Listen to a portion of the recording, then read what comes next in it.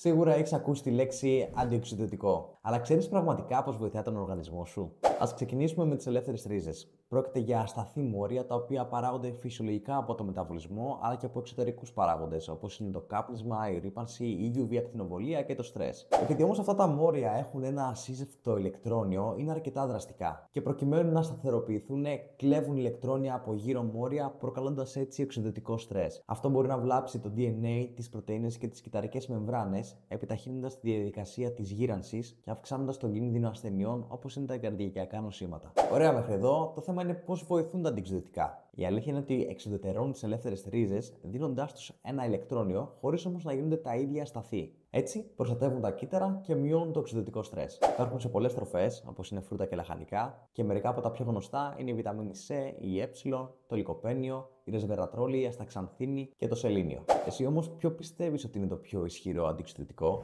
Γράψε μου στα σχόλια.